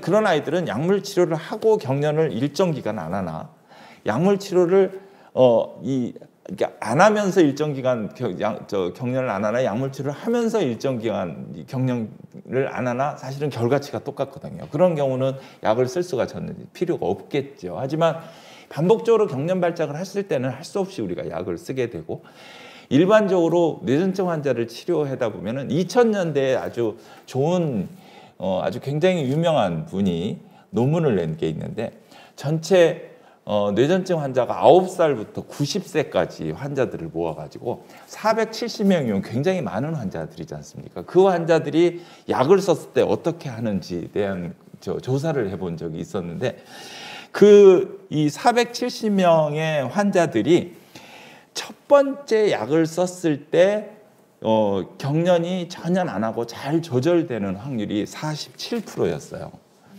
그러면 이제 어떤 경우에는 뭐 의사가 이런 얘기를 해서 좀 뭐하지만 이해를 돕기 위해서 저는 이제 환자들 진료실에서는 똑같은 얘기를 합니다만은 약도 환자하고 궁합이 있다라고 생각을 해요. 똑같은 질환인데도 불구하고 어떤 아이들은 이 약을 쓰면 잘 듣고 어떤 아이들은 부작용 전혀 없이 약이 잘 듣고 어떤 환자들은 이 약을 쓰면 부작용만 그 약마다 부작용이 조금씩 다른데 부작용은 제법 오면서 약효는 전혀 없는 경우도 있거든요. 그래서 이제 첫 번째 경련 발작이 조절이 안 되면 이제 두 번째 약으로 넘어가게 됩니다. 그래서 대부분은 경련 발작을 한 가지 약을 가지고 조절하려고 저희가 노력하는 이유가 약을 이렇게 개수를 많이 쓰면 효과가 더 좋아야 되잖아요. 근데 어떤 경우는 약물 상호작용이라는 게 있기 때문에 오히려 1 더하기 1이 반드시 2 이상이 돼야 되는데 2 이상이 절대로 잘 안 돼요. 뭐 1.5 어떤 경우는 0.8로 떨어지는 경우도 있습니다. 약물 상호작용이라고 하는데 그래서 가급적이면 약을 여러 가지 쓰지 않으려고 하는 이유가 또 한 가지는 약의 부작용이라는 게 각각 다릅니다. 각각 다른데 그 각각 다른 게 1 더하기 1이 2 이상이 되는 경우가 있어요. 그래서 가급적이면 약물의 개수를 줄이려고 노력하는 이유가 바로 그런 건데 약을 이렇게 쭉 쓰다 보면 두 번째 약을 쓰면은 처음에 47% 정도 조절됐던 아이 말고 조절이 안 돼서 두 번째로 넘어갔을 거 아닙니까? 그 환자에서 13%만 조절이 되더라는 거예요. 그 다음에 두 번째 약도 조절이 안 돼가지고 세 번째 약으로 갔을 때 조절이 될 수 있는 확률이 1%인 거예요.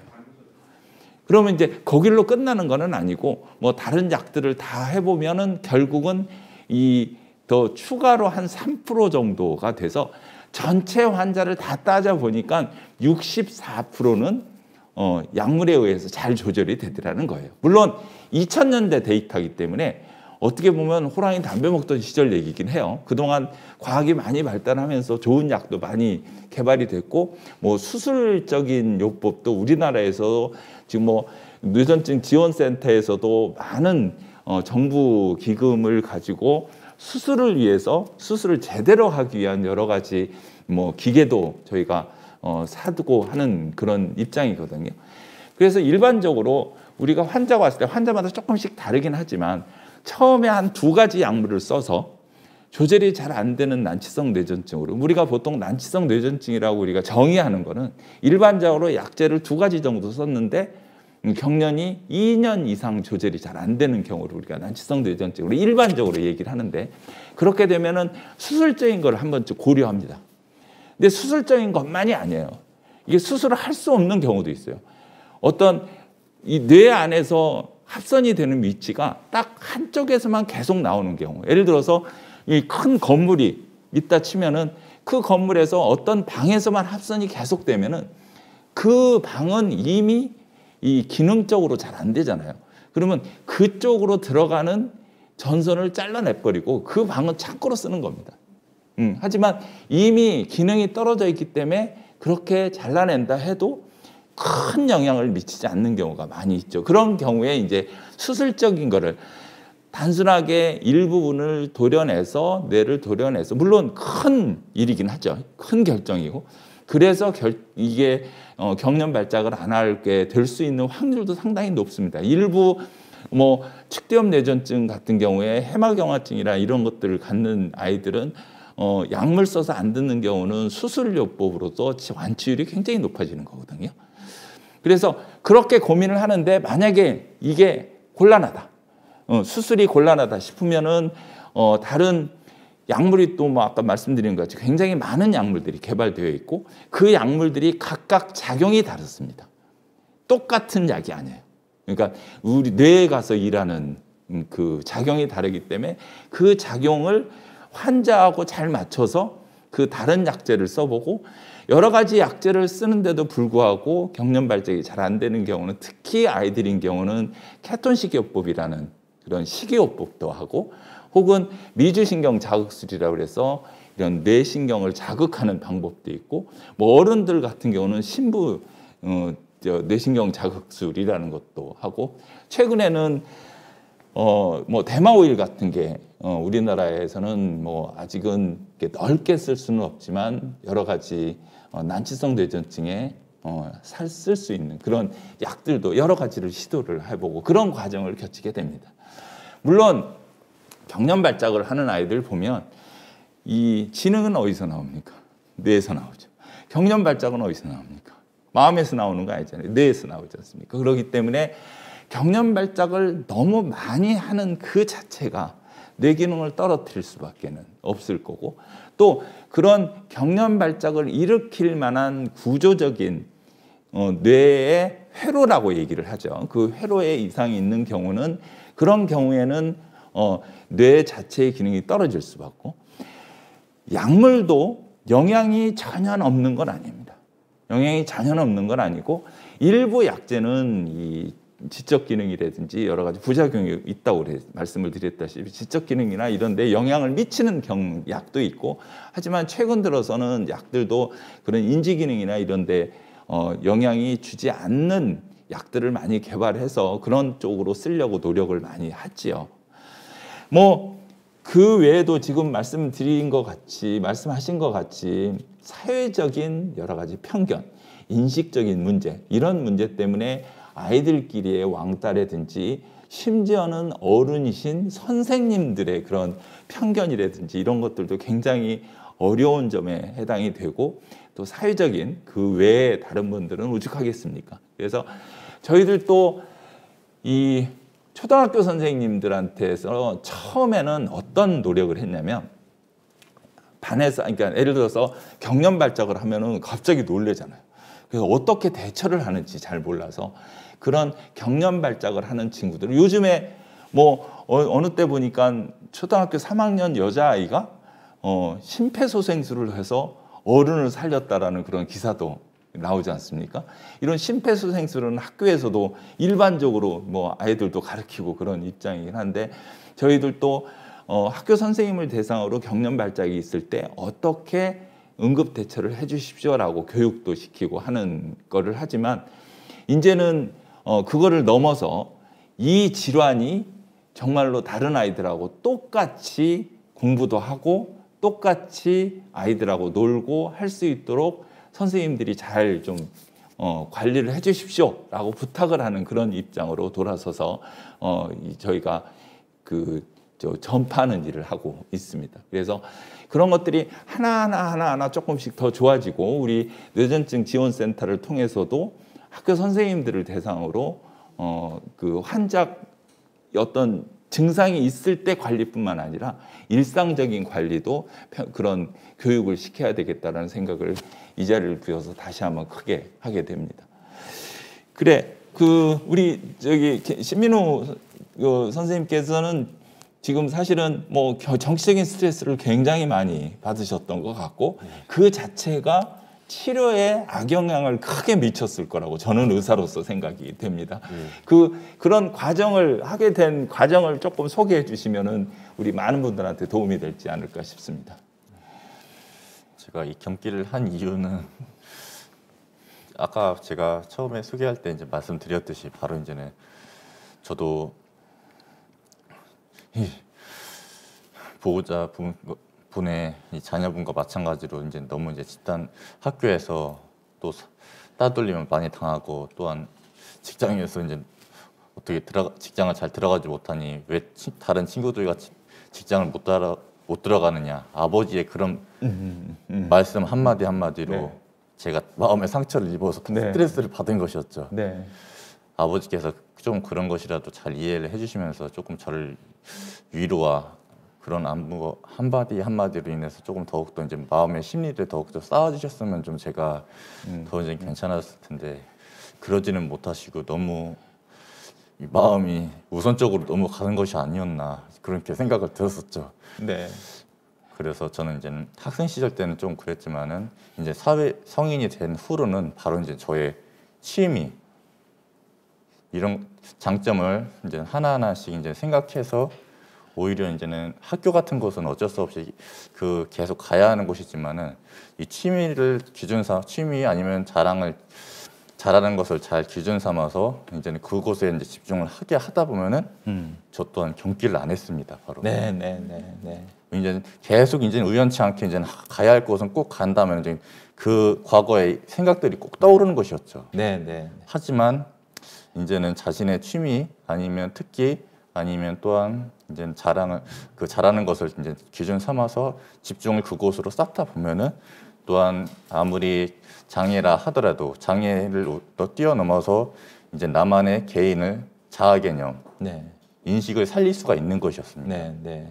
그래서 또한 제가 바로 사회복지 상담학과를 다닐 수가 있었던 것 또한 아무리 격려를 장애라 하더라도 장애는 생각하지 말고 나도 할 수 있다는 자신감을 기준 삼아서 이 복지 분야에는 장애뿐만은 있는 것은 아니고 유아, 아동, 청소년, 노인, 장애, 여성, 문화, 가정, 이렇게 8가지가 있는 것처럼 저 하나의 경험으로 인하여 많은 복지를 살릴 수가 있겠다.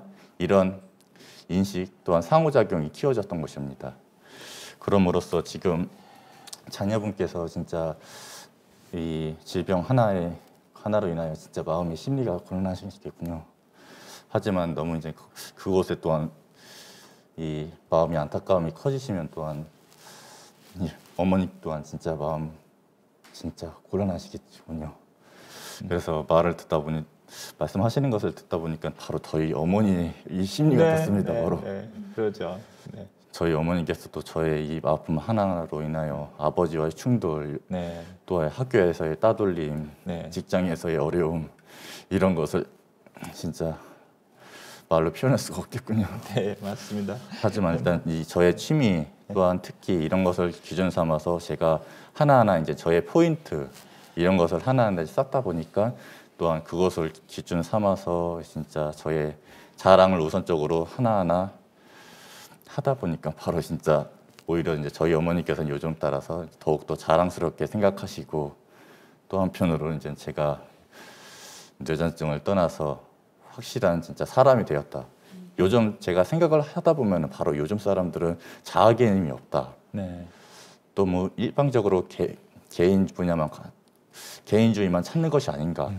또한 한편으로 인식 개선이 안 돼 있다. 저는 이런 생각이 좀 들더라고요. 네, 네. 그래서 너무 솔직히 말씀드리면 요즘 따라서 그냥 공공장소에서 술 담배 하는 친구들은 너무 저는 올바르지 않다고 생각합니다. 네. 제가 어느 날인가 버스를 타고 가는데 타고 가려고 하는 도중 바로 이제 그 정류장에서 담배를 피는 것이었습니다. 네, 학생이. 네. 그래서 너무 이제는 이것은 안 되겠다. 오히려 저뿐만 아니라 이제 다른 시민분들께서도 네. 더욱더 안 되겠어서 제가 확실히 경찰청과 또한 시청으로 전화를 하여가지고 여기 이 버스 정류장은 공공장소임으로써 네. 이 흡연 장소가 아닌데 불구하고 이렇게 흡연하는 사람이 있으니까 긴급하게 출동해 달라고 하면서 제가 도움을 요청하니 바로 이제 거기에서 이제 더 이상을 자리를 못 피죠. 네. 제가 이 뇌전증으로 인하여 이제 어느 센터를 다니면서 바로 장애인 자립생활 지원센터라는 그 센터를 다니면서 이제 파워 스피치를 배웠는데 그 네. 파워 스피치를 배우면서 자신감 또한 생긴 게 바로 네. 그것이었습니다. 아, 네. 그래서 그 파워 스피치를 배우면서 확실히 이제는 자신감이 생김으로써 이 자리까지 오게 된 그것이죠. 네. 그래서 이제는 그 파워 스피치를 배우면서 이 복지 분야에 계신 시민들, 국민들 많은 도움을 드려야겠다. 이런 생각을 갖추게 된 것이었습니다. 네. 그래서 그 다른 시민들께서는 어떻게 생각하실지는 모르겠지만 그런 상황에서는 꼭 이 시청 아니면 경찰청에 연락을 해야겠다는 저는 네. 마음이 생기면서 네. 꼭 직접 이제 연락을 해가서 네. 이제는 특히 버스 정류장이라면은 유아, 아동, 청소년, 노인, 장애, 네. 여성 이 복지 분야 생활하시는 복지 분야에 해당하시는 분들이 다 모든 분야가 거기에 속해 있으니 긴급하게 출동해서 이 복지분야를 살릴 수 있도록 좀 협조를 구한다고 요청을 드리니 바로 그렇게 된 것이죠. 네, 네. 우리 신민우님께서는 실제 삶에서 본인이 경험했던 거를 사실은 사회복지 상담학이라는 그런 그 공부를 하면서 본인이 좀 더 깊게 생각할 수 있는 시간을 가졌을 거라고 생각을 하고 이제 뭐 어엿한 이제 사회 복지사로서 이 직장에서 이제는 뭐 뇌전증을 포함한 많은 이런 그 어려움을 갖는 환자 또 앞서 말씀드린 것 같이 유아 뭐부터 시작해서 어른의 또 뭐 여성까지 모든 이런 어려움을 겪는 환자들한테서 아니면 어려움을 겪는 분들한테 마음에서 우러나는 사회복지를 실현하는 아주 참다운 인물이 될 것 같은 생각이 듭니다. 네, 감사합니다. 네, 고맙습니다. 우리 하정숙님께서는 뭐 아이들을 이렇게 뭐 아이를 케어하면서 뭐 병원에 맨날 데리고 가고 또 아프면은 가끔 입원도 할 수밖에는 없고 또 학교에서 발작을 했다라면은 또 다급하게 가서 또 아기를 데려와야 되는 일도 많이 있었고 지금 뭐 앞서 말씀드린 것 같이 우리나라 법이 있어서 그 법이라는 게 예를 들어서 이게 뭐 이 지적장애 진단을 받으려면 69 이하만 되고 70만 돼도 안 되거든요. 네, 그래서 그런데 실제로 본인이 느끼고 아이들의 기능적인 거를 봤을 때는 오히려 뭐 60도 안 되는 IQ를 가진 친구들보다도 기능적으로 훨씬 떨어지고 여러 가지 어려움을 갖는데 그게 현실적으로 법적인 규제의 문제 때문에 학교에서도 어려운 점이 있었을 거라고 생각을 하는데 여기에 계신 많은 분들이 그런 아주 경계선에 있는 분들이 그런 어려움을 겪을 수 있을 것 같아요. 실제적으로 아마 서류만 내서는 안 됐을 것 같고 뭐 교육청이라든지 여러 군데를 다니면서 이 발품을 팔아서 여기까지 오실 때까지 경험을 조금 얘기를 해주시면 많은 분들한테 도움이 되지 않을까라는 생각도 해봅니다. 어려운 얘기를 해드리게 해서 정말로 죄송한데요. 네. 사실 어느 부모가 자기 아이가 장애인이 되게끔 만들고 싶은 부모가 어디 있겠습니까? 근데 네. 학교에서는 우리 애가 일반 아이 같지 않다고 하고 그리고 여러 가지 뭐 수업 방해도 있다라고 하고 병원에서는 우리 아이 같은 경우는 이렇게 복합적으로 좀 여러 가지 질환을 앓고 있다 보니까 그렇지만 이제 뭐 그 장애 진단이나 이런 것들은 해줄 수 없다라고 하고 학교에서는 병원에 가보라고 하고 병원에서도 안 된다라고 그러면 저희는 어디로 가야 되나요? 라고 할 정도로 정말 병원에 눈물로 호소한 적도 있고요. 학교에서도 쫓아가고 좀 여러 가지 어려움이 있었습니다. 근데 우리 아이 같은 경우는 아까도 교수님 말씀하신 것처럼 어느 그 보호권 안에 기준 안에 들어오는 아이는 아니었습니다. 하지만 실제로 너무너무 다양한 어려움을 겪고 있는 아이이기 때문에 그러면 제가 할 수 있는 게 뭘까라고 이제 생각해서 뭐 여러 가지 좀 기관이나 뭐 교육청이나 아니면 학교나 좀 많이 두드렸어요. 여기저기 다 두드렸고 안 되는 기준이지만 어쨌든 여러 가지 어려운 부분이 상담 선생님을 통해서라든가 아니면은 위센터 상담 선생님이나 실제적으로 담임 선생님이나 아니면 특수교육 관련 담당 선생님들도 우리 아이를 수차례 보고 면담하고 하면서 이거를 이제 의료적으로 접근을 해서 도와줘야 될지 아이의 학교 전체적인 부적응이 이게 특수교육적으로 도움을 줘서 우리 아이가 잘 적응을 할 수 있을지를 이제 결과적으로는 최근에 한번 해보자라고 굉장히 오랜 시간 심의를 거쳐서 그런 통보를 받긴 했습니다. 근데 사실 그 통보를 받고 나서도 우리 아이한테 이렇게 제가 지금 한 것들이 우리 아이한테 어떤 정말 도움이 될지 저한테는 제가 생각할 때는 그게 어느 정도의 우리 아이의 보호막과 같은 거였는데 이게 우리 아이한테 또 어떤 어려움이 앞으로 만들어질지는 저도 좀 사실 두려운 게 사실인데요.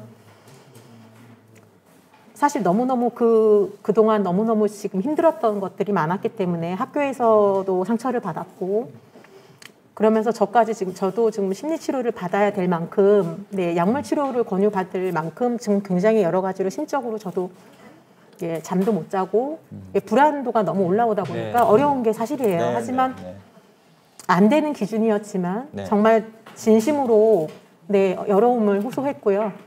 그 호소가 아마 전달이 된 것 같아요. 아마 혹시 이 방송을 보고 계신 다른 분들 저와 비슷한 가족분들이 계시겠지만 저와 같이 이렇게 어떤 기준 안에 들어올 수 없는 아이일지라도 정말 있는 그대로 진심을 다해서 저는 도움을 요청을 했고요. 그 부분이 받아들여졌습니다.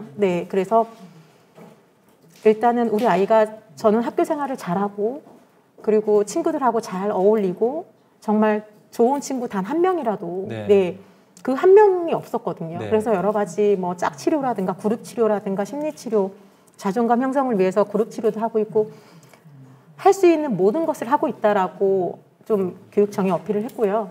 그러면서 그것들이 좀 받아들여졌고 그래서 제가 일단은 원하는 방향대로는 우선은 한 발을 내디뎠긴 했는데 그게 이제 우리 아이나 우리 가정에서도 굉장히 아이의 학교 생활만 아니면 굉장히 행복했고 어려운 부분이 없었어요. 그동안 어떤 뭐 굴곡지게 힘든 그런 어떤 경험을 저는 해보지 않았었는데 너무너무 참 힘든 순간을 작년 한 해 겪었고 엄청난 일들을 다양한 일들을 겪게 됐지만 안 될지라도 여기저기 도움을 요청을 하면 아직까지는 그래도 네, 아, 이런 어려움이 있구나. 네. 한번 해보자라는 그런 네. 그래도 제가 원하는 방향의 결과를 받아서 네. 우선은 아이가 좀 학교 생활을 잘 적응할 수 있게끔 네. 하려고 한 거거든요. 네. 네. 네, 그래서 그냥 아이가 이렇게 굉장히 막 정말 자살을 얘기하고 그 12살밖에 안 된 아이 입에서 처음 자살을 얘기한 거는 10세 때 그랬거든요. 네. 네. 네, 근데 그게 나 죽고 싶어라는 얘기가 아니라 내가 먼저 하늘나라 가 있을게. 엄마 아빠 나중에 천천히 보고 와요. 이런 얘기가 저는 정말 네. 충격이었고요. 예. 그리고 그 제가 다니는 병원의 교수님은 그 얘기를 굉장히 응급하게 보셨고 그래서 소아정신과를 연계를 해주셔서 네, 네. 여러 가지 다양한 검사를 했는데 거기에서 뭐 우울증부터 시작해서 외상후 스트레스 뭐 네. 원인 불명의 우울증 뭐 다 나왔습니다. 네. 그 어린 아이가 그런 다양한 약들을 먹어야 될 만큼 네. 정말 어려웠구나. 네. 네, 그래서 제가 실제로 학교를 한번 아이가 그때도 뭐 손발이 마비가 오고 막 힘들어서 119가 한번 출동을 한 적이 있었거든요. 그때도 네. 갔을 때 급식을 먹는 시간이었는데 제가 아이를 좀 데려가라 해가지고 네. 갔는데 그 아이들의 시선과 선생님의 시선을 봤어요. 네. 그냥 아이가 힘들다고 하고 뭐 전학 가고 싶어요, 뭐 해주세요 이런 얘기만 들었을 때는 네. 그냥 뭐 애들이 학교 가기 싫으니까 네. 그럴 수 있겠다 네. 이렇게만 생각했는데 실제로 제가 학교에 가서의 그 눈빛을 봤고요. 그 눈빛을 보면서 아이가 아, 이 눈빛을 아이가 다 봤겠구나 싶어서 그날 이후로 바로 데리고 나왔고요. 그리고 이제 가정학습으로 돌리면서 이렇게 지금 데리고 있을 때는 굉장히 안정감을 느끼고 집안에서는 너무너무 어떻게 보면 멀쩡한 아이예요. 근데 학교만 가면 그냥 뭐 1교시도 안 되는데 뭐 집에 가야 될 것 같다. 아니면 그건 이제 학교에서 얘기를 하는 거거든요. 뭐 아니면 거의 책가방을 다 싸서 수업에 만약에 뭐 방해가 된다고 하면은 뭐 잠깐 동안 뭐 이렇게 뭐 격리를 하고 뭐 이럴 수는 있다고 보지만 아예 책가방을 다 쌌다는 거는 1교시도 안 되는데 쌌다는 거는 그냥 아이가 그냥 집에 갔으면 좋겠다라는 얘기거든요. 네. 네. 네. 그렇게 아이가 아직 어린 아이인데 계속 학교에서 어떻게 보면 거부를 당하고 그리고 격리당했을 때 아이가 저한테 표현한 게 지금도 잊혀지지가 않는데 엄마 나는 동굴 속에 갇힌 박쥐와 같아. 그 정도로 어린 아이가 굉장히 어렵고 외롭고 그 힘듦을 계속 표현하고 있는 거거든요. 그럼 제가 어떻게 도와줘야 될까라고 했을 때 네. 사회적으로 안 되는 기준이 많지만 네. 저는 그 기준을 계속 쫓아다니면서 두드렸고 네. 어쨌든 안 되는 기준을 된다라는 결정 통보를 받았으니까 네. 네. 앞으로 좀 어려운 일이 또 있더라도 네. 아이와 함께 제가 힘이 되어줘야 될 것 같더라고요. 네. 그래서 저도 여러 가지 심리치료를 하면서 아이한테 어떻게 도와줘야 될지 앞으로 어떤 일이 있더라도 네. 제가 마음을 강하게 먹어야 되겠다 이런 마음으로 지금 하루하루를 살고 있습니다. 아이고 뭐 저는 사실 이런 얘기를 들으면서 정말로 이게 우리 하정숙님께 엄마로서 정말로 최선을 다하고 계시는 모습에 대해서 박수를 드리고 싶습니다. 우리 박수 한번 드리도록 하죠. 사실은 뭐 어느 정도 뭐 이렇게 경계선에 있지 않고 아예 밑으로 있는 경우에는 물론 불행한 일이죠. 뭐 오히려 그런 국가적인 복지 혜택을 안 누리고 사는 게 훨씬 더 나았겠습니다만은 그래도 그런 경계선에 있는 환자들이 갖는 이런 어려움이 클 거라고 생각을 합니다. 이게 뭐 어른하고 애들하고 사실은 그 장애복지법도 조금 다르긴 합니다. 뭐 이게 어른들 같은 경우는 그 적극적이고 제대로 된 치료를 2년 이상 받는데도 불구하고 경련 발작이 조절이 안 되는 경우를 우리가 대상에 대고 그게 전신 발작이 얼마나 하느냐, 부분 발작이 얼마나. 그 부분 발작이라고 해서 전신 발작에 비해서 그 증상이 약하다라고 얘기할 수는 없거든요. 특히 아이들 같은 경우는 이렇게 탄력 발작이라고 해서 확 꼬꾸라지면서 머리를 다친다든지 이런 아이들도 제법 많고 그래서 저는 어떤 분들은 이제 뭐 그런 장애복지법이나 이런 데 해당이 되는 아이들인데도 불구하고 아이들에게 이 어떤 낙인을 만들어주지 않게 하기 위해서 그런 것들을 등록을 안 하시는 분들이 보호자들이 제법 계신 것 같아요. 근데 저는 그렇게 생각을 안 합니다.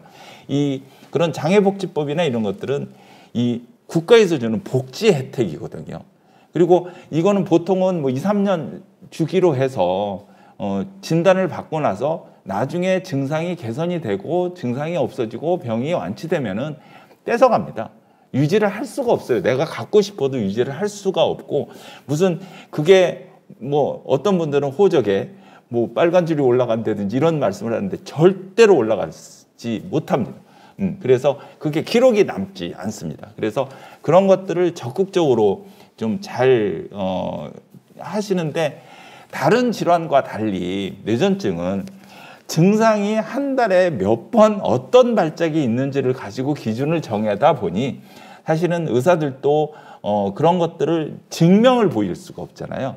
예를 들어서 지적 능력 같으면은 지능 검사를 해서 얘의 IQ가 얼마 이하다라고 수치로 나오게 되는데, 뇌전증은 한 달에 몇 번 경련을 했고, 그런 것들이 한 달에 몇 번 했던 게 6회 이상, 6달 이상 그런 것들이 증상이 지속돼야 되고, 그런 것들이 있어서 한 가지 방법은 환자의 그 증상 기록지를 가지고 이렇게 기록을 쭉 해주시면 의사들 입장에서는 굉장히 편한 면도 있습니다.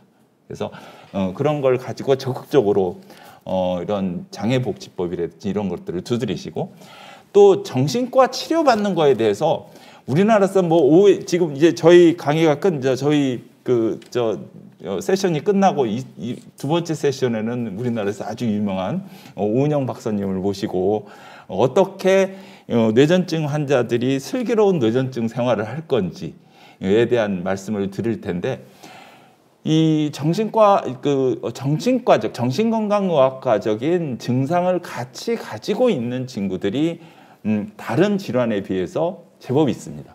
ADHD를 그러니까 주의력계피, 과행동 증후군을 포함해서 여러 가지 우울 질환, 여러 가지 증상을 있는데, 그런 것들을 적극적으로 치료를 받아서 이 아이가 일상생활을 하는데 어떻게라도 그런 것들이 걸림돌이 되지 않도록 적극적으로 치료를 해줘야 된다고 저는 환자들한테 권유를 하거든요.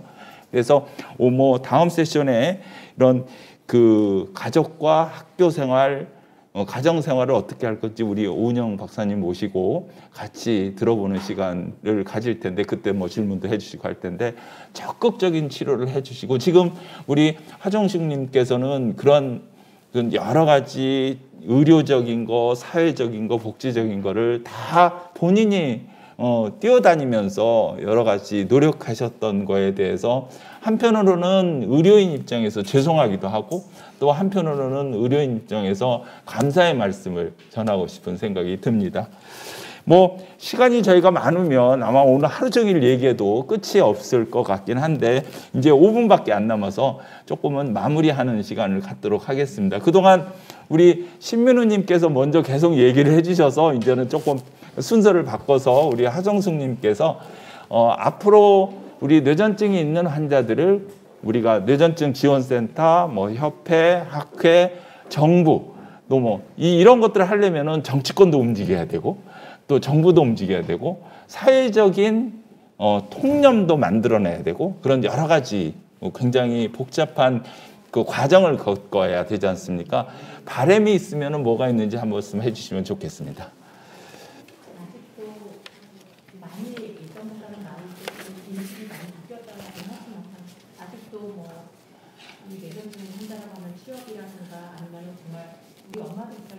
보험 들기도 거부를 당하고 이런 일이 실제로 있다라고 해요. 아직까지 저는 그런 경험을 받진 않았지만, 그리고 치료적인 부분도 뇌전증은 어느 정도 의료비 지원이 의료보험이 적용이 된다고 하지만, 그 이외에 제가 아까 말씀드렸던 것처럼 우리 아이처럼 복합적으로 ADHD나 이런 정신과적인 약도 지금 같이 먹고 있는 상황인데, 이런 경우에는 거의 의료비 실비나 이런 것들이 지원이 하나도 안 되는 거의 자부담으로 해야 되는 상황이고, 우리 아이처럼 어떤 장애 등록이 되어 있지 않는, 그 기준에 맞지 않아서 장애 등록이 되어 있지 않은 아이 같은 경우는 심리치료 같은 거, 제가 아까도 말씀드렸던 것처럼 개인 미술 치료라든가 아니면 사회성이 좀 떨어진다고 하니까 사회성 치료에 도움이 되라고 그룹 치료나 짝 치료 같은 거, 이런 것들도 굉장히 비용 발생이 좀 부담이 되는 건 사실이에요. 근데 그런 것들이 장애 등록이 되어 있으면 어느 정도 지원이 된다고 하지만, 우리 아이 같은 경우는 그런 기준에 하나도 맞지 않는 아이인데 여러 가지 어려움이 있다 보니까 제가 치료를 안 할 수가 없는데 그런 경제적인 비용 부담이 있는 것도 사실입니다. 그래서 실제로 한 달에 거의 뭐 그 심리치료 비용으로만 거의 40~50만 원 정도의 치료비가 들고요. 어떤 약제비나 이런 것도 실비로 지원, 보험 지원이 안 되는 경우가 많아서 여러 가지 경제적인 어려움이 있고요. 그리고 저 같은 경우는 지금 직장까지 그만두고 아이 케어하는데 등하교 부분이라든가 뭐 여러 가지 이런 것 때문에 사실 20년 동안 다녔던 직장을 그만두고 지금 아이 옆에서 이렇게 있는 상황인데요. 그러다 보니까 이런 어떤 사회적으로 이렇게 기준에 법에는 이런 어떤 기준 안에는 보호권 안에는 들어가지 않지만 네. 이렇게 복합적으로 어려움을 앓고 있는 아이들이 네. 조금 더 그 기준 안에 안 들더라도 네. 좀 아이들이 이렇게 보호받을 수 있는 그런 법적인 좀 그런 제도가 마련됐으면 좋겠고요. 네, 네, 네. 그리고 보험과 관련해서도 아까 말씀하셨던 것처럼 정신과적인 약기나 이런 거는 실비 지원이 전혀 안 되고 네. 엄마들이 제일 두려워하는 게 F코드를 무슨 코드를 네. 받으면 그러죠. 저는 잘 모르겠지만 그런 코드를 받으면 이거 뭐 안 되는 거 아니에요? 앞으로 막 이러면서 굉장히 두려워하시는 네. 부분이 많은데 그런 부분에 치료에 좀 더 적극적으로 우리 할 수 있게 네. 그럼 제도적으로 좀 그래서 정신과적인 어려움을 겪고 있는 아이나 어른이나 그런 아이들이 치료에 좀 적극적으로 할 수 있게 네, 네. 그런 뭐 보험이나 이런 것들이 실질적으로 좀 도움을 받을 수 있게끔 좀 바뀌었으면 좋겠어요. 네, 네. 그래야 치료에 적극적으로 우리 엄마들 입장에서는 또 할 수 있는 상황이고 그리고 무엇보다 아이가 앞으로 이제 아까 우리 여기 선생님이 지금 겪었던 것들처럼 지금은 우리 아이는 지금 13살 이제 밖에 안 된 아이지만 앞으로 어떤 중고등학교도 있고 이제 사회생활도 하고 뭐 이렇게 앞으로 가야 될 길이 굉장히 길게 가야 되는 상황인데 초반부터 너무 어려움이 많이 있어서 네. 저도 지금 사실 몸과 마음이 많이 지쳐 있는 건 사실이거든요. 네. 그럼에도 불구하고 저는 우리 아이가 아까 혼자 이제 살아가게 돼야 되는데 형제가 있는 것도 아니고 외동이거든요. 네. 그러다 보니까 저희가 이제 없을 때 네. 나중에 먼 훗날 아이가 사회 이제 한 구성원으로서 당당히 홀로 살아갈 수 있는 네. 그런 어떤 사회가 되었으면 네. 그러면 좋겠습니다. 네, 네. 네. 아주 좋은 바람을 말씀해 주셨습니다. 우리 또 신민우님께서 어떤 뭐 사회적으로 어떤 바람, 뭐 어떻게 방향을 선정했으면 좋겠다 이런 얘기를 잠깐 해주시죠. 제가 사회적으로서 일단은 조금 더욱더 발전해야 한다는 생각이 있으면 바로 이제는 이 저희 복지인들을 위하여 이 자아 개념을 키워하기 위해서 바로 이제는 인식을 잘 교육을 성과를 시킬 수 있도록 해주셨으면 감사하겠습니다. 네, 네. 아까 말씀드렸듯이 이제 너무 이제 저희 복지인들을 너무 이제는 안 좋게 보고 또한 생각을 그렇게 깊게 해달라는 것은 아니지만 이 복지인들을 잘 우선적으로 케어를 해야만 이 사회를 국민을 살릴 수가 있을 것이 아닌가 저는 그렇게 생각을 합니다. 네. 확실히 일단은 이 자아 개념, 인식 개선이 돼 있어야만 우리 국민 전 세계가 협동을 또한 협조를 많이 하면서 잘 살아나갈 수가 있겠다. 저는 그렇게 생각을 합니다. 네. 대단히 감사합니다. 뭐 앞서 말씀드렸지만 이런 얘기를 뭐 밤새워 해도 끝이지 않을 정도입니다만은 사실은 이 시간을 통해서 우리가 뇌전증 환자들이 겪고 있는 여러 어려움이 많이들 노력은 하고 있지만 아직은 극복하기까지는 굉장히 적이 넘다라는 생각을 저도 하였고 우리 뇌전증 환자 가족이 사회의 건전한 사회의 한 구성원으로서 당당하게 살아가고 치료받을 수 있는 어떤 시스템을 만들기 위해서 저희 정치권, 정부, 저희 학계 또 사회 모든 사람들이 다 동참을 해서 한 방향으로 누구를 진짜 우리나라 같이 이렇게 저출산 국가에서 한 명의 생명이 얼마나 귀합니까?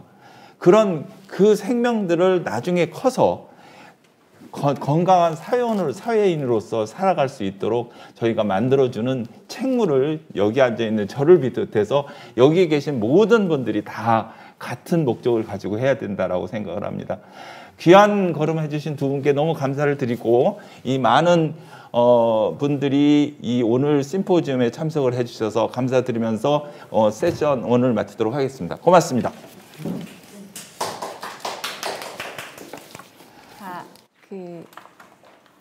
네.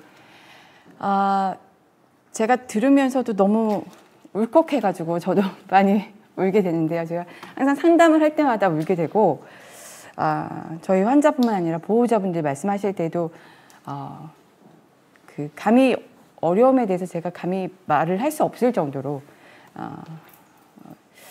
얘기를 해주셔서 저희가 해야 되는 부분들이 굉장히 많구나라는 생각이 들었고, 또 긍정적으로 잘 이겨내신 우리 신민우님이 또 얘기를 해주셔서 너무 감사드렸고, 그리고 하정수님이 이렇게 백방으로 노력을 하시는 부분들 저희가 깊이 새겨서 저희 뇌전증 지원센터, 대한뇌전증학회, 그다음에 저희 한국뇌전증협회, 그리고 오늘 참여해 주신 여러 전문가분들이 하나의 마음으로 노력을 해야 되지 않을까라는 생각이 들고요. 아마 이거 보건복지부에서도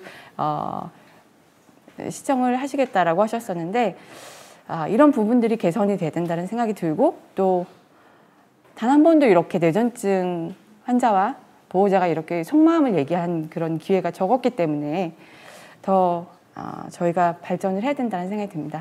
많은 관심을 가져주시고요. 저희가 잠깐 5분 동안 쉬고 저희가 다시 만나게 될 텐데요.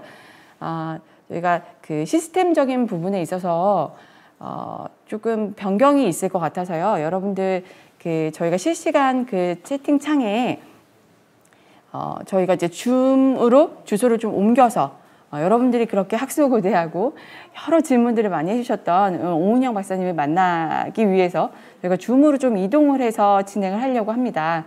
그래서 번거로우시겠지만 저희가 그 실시간 창에다가 띄워놓은 그 부분을 조금 그쪽으로 좀 들어오시면 저희가 수락을 해서 진행을 하도록 하겠습니다. 그리고 지금까지 애써주신 우리 신민우님, 그리고 하정숙님, 그리고 매끄럽게 그리고 열정적으로 진행해주신 은백님 교수님께도 너무 감사드립니다. 수고 많으셨습니다. 고맙습니다. 5분간 쉬도록 하겠습니다.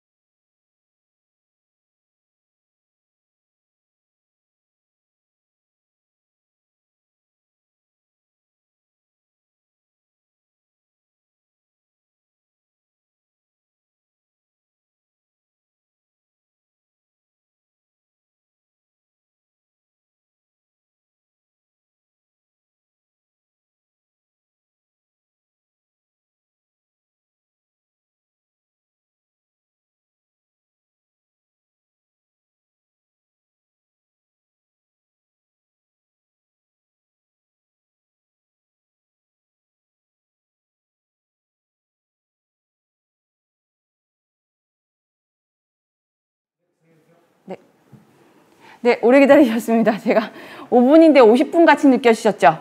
저도 그랬습니다. 네, 그래서 굉장히 여러분들이 많이 기다리셨을 것 같고요. 이제 저희 2세션 진행될 예정입니다. 슬기로운 뇌전증 생활이고요. 저희가 이거를 2021년부터 준비를 하면서 하루하루 지나갈수록 너무너무나 설레면서 기다렸습니다. 그리고 굉장히 많은 분들이 관심을 가져주셔서요. 저희가 추려서 350건 정도의 질문을 저희가 추려서 오은영 박사님께 보내드렸고요, 사전에. 그래서 뇌전증 환자와 가족분들이 어떤 어려움이 있다라는 것을 사전에 미리 전달해 드렸습니다. 그래서 이 자리를 빌어서 여러분들이 그렇게 적극적으로 관심을 갖고 질의를 해주시고 속마음을 얘기를 해주셔서 정말 진심으로 감사드립니다. 두 귀 쫑긋 세우실 준비 되셨죠? 자, 우리 되게 어렵게 모셨거든요. 그리고 이 어려운 오은영 박사님을 모시기 위해서 저희 두 번째 세션 이병인 좌장을 맡아주신 이병인 교수님께서 아마도 이 세션을 잘 이끌어 주실 것 같습니다. 자, 그러면 뜨거운 박수와 함께 우리 두 분 모시도록